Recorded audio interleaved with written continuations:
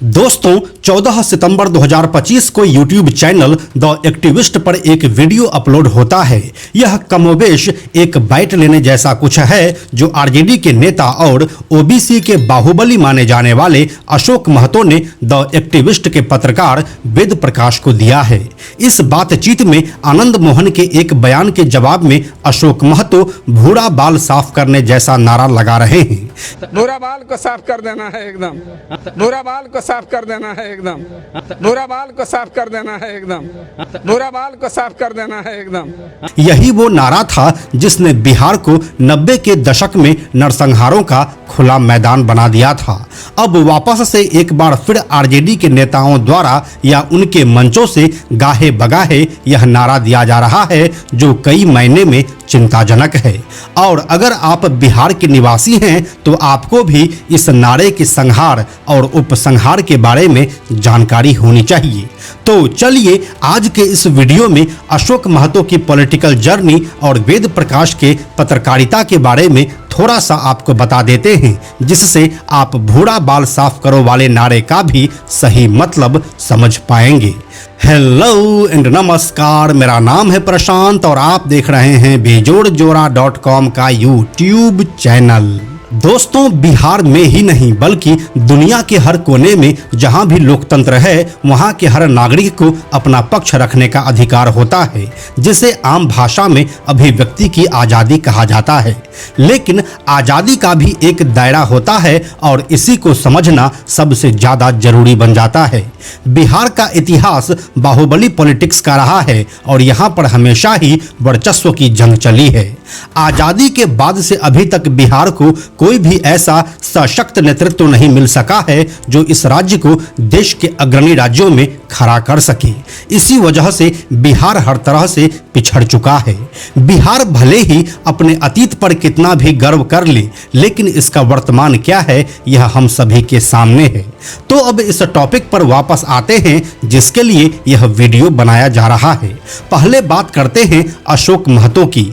अशोक महतो शेखपुरा के रहने वाले हैं और 90 के दशक में जातीय हिंसा का वह एक चेहरा रहे थे। अशोक महतो कोयरी समाज से आते हैं और इनकी दुश्मनी शेखपुरा के ही एक भूमिहार अखिलेश सिंह के साथ थी। इन दोनों की दुश्मनी के दौरान टाटी और अपसठ जैसे नरसंहार हुए, जिसमें कोयरी भी मारे गए और भूमिहार भी। फिर इसके बाद अशोक महतो को जेल हुई और वह 17 सालों के आजीवन कारावास की सजा काटकर साल 2023 में जेल से रिहा हुए।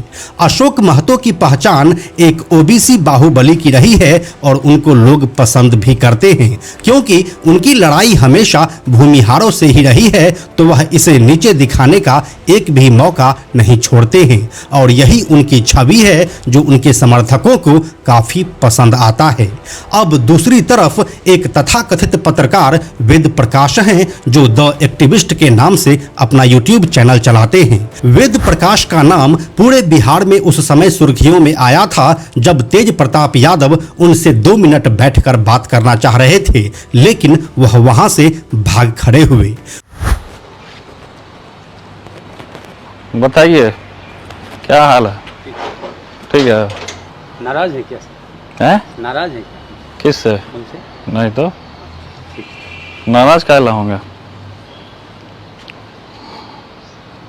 पहले तो आप मिले ही थे हमसे ना? हाँ, किए नहीं थे। तो इसको और इसको बाहर रख दीजिए, थोड़ा 2 मिनट बात करेंगे आपसे। हाँ, इसको रख दीजिए, दे दीजिए, इनको दे दीजिए।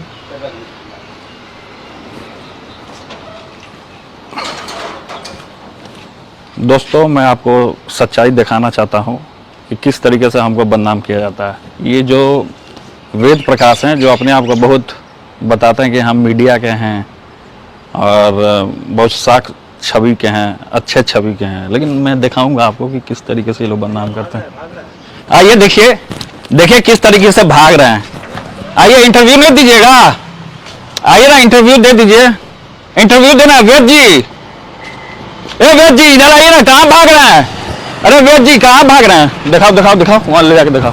ये देखिए किस तरीके से भाग रहे हैं। ये चैनल जो है हमको बदनाम करने की साजिश रचती है। ये चैनल जो है ये हमको बदनाम करने की साजिश रचती है। यही देखिए किस तरीके से भाग रही है। रिकॉर्डिंग करो, वहां जाओ रिकॉर्डिंग करो। कहाँ भाग रहे हैं? अरे कहाँ भाग रहे हैं? कहाँ भाग रहे हैं? कहाँ भाग रहे हैं? कहाँ भाग रहे हैं?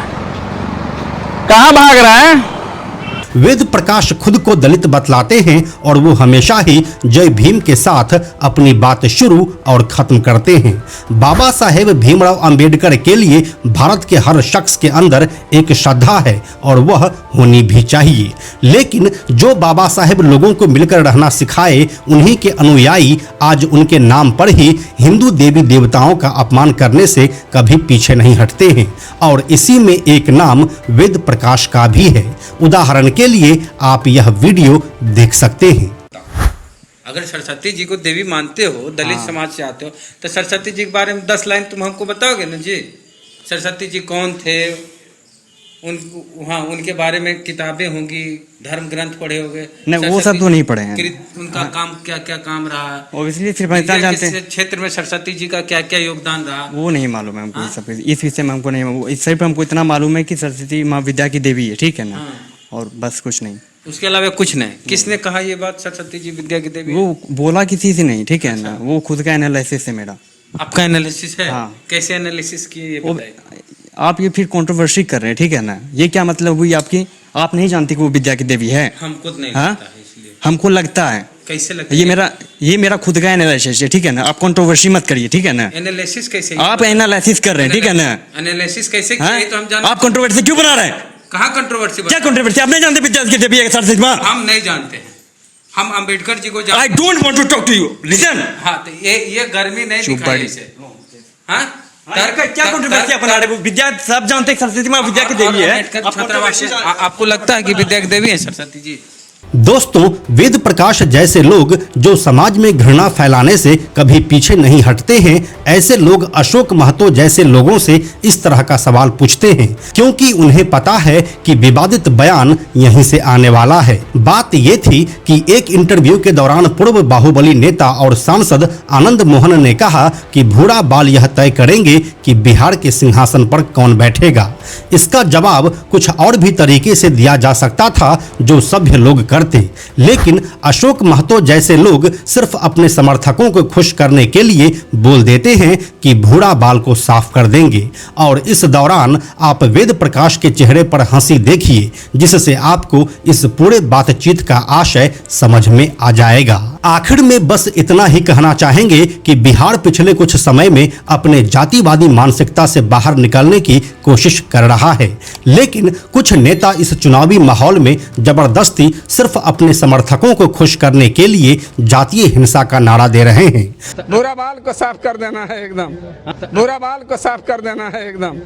बुरा बाल को साफ कर देना है एकदम। बुरा बाल को साफ कर देना है एकदम। बहुत पीछे जाने की आवश्यकता नहीं है। आप सिर्फ 1985 से 2000 की बात करेंगे तो यहाँ पर करीब 20 ऐसे जातीय नरसंहार हुए जिसमें सैकड़ों लोग मारे गए थे। इन मरने वालों में सवर्ण भी थे, ओबीसी भी और दलित भी। उनके घर जाकर आज 30 साल बाद भी आप देखेंगे तो वह आज भी उस दहशत से बाहर नहीं निकल सके हैं। ऐसे में ये जातीय हिंसा का नारा हर हाल में निंदनीय है और यह बिहार के भविष्य के लिए बेहद खतरनाक भी है। बाकी आपको क्या लगता है हमें कमेंट में लिखकर बताइए। हम जल्दी मिलते हैं आपसे एक नए वीडियो के साथ में हम आपको यह भी बताते चलें कि आप में से 97% ऐसे लोग हैं जो हमारे वीडियोस को देखते तो हैं लेकिन हमारे चैनल को सब्सक्राइब नहीं करते हैं। ऐसे लोगों से हमारी हाथ जोड़कर विनती है कि अगर आपको हमारे वीडियोस पसंद आ रहे हैं तो आप बेजोड़ जोड़ा के इस चैनल को सब्सक्राइब जरूर कर लीजिए। साथ ही बेजोड़ जोड़ा नाम से हमारा एक एक्स अकाउंट है, यानी कि ट्विटर अकाउंट है, आप उसे भी फॉलो जरूर कीजिए। यह वीडियो अगर आपको पसंद आया तो इसे लाइक और शेयर जरूर करें। आने वाले वीडियोस के लिए बेजोड़ जोड़ा को सब्सक्राइब करके बेल आइकन को टच करना ना भूलें। Thank you so much.